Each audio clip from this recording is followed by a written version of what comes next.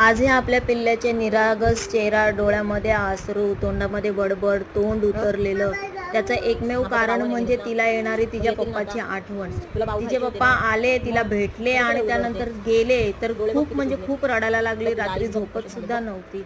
ह्याचप्रमाणे लेकराला आई आणि वडील हे दोघांचं प्रेम तिच्या पप्पांनी खूप छान सरप्राईज दिले. एवढ्या टायमानंतर येऊन सुद्धा चप्पल बघा कशी ओळखते.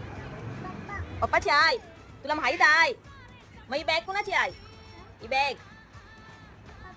मग पप्पा कुठं आहे? गेला कुठं?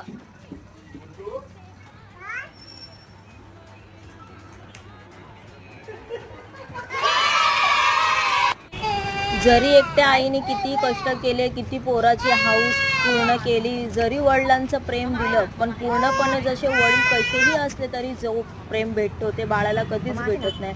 आज मी तिला मांडीवर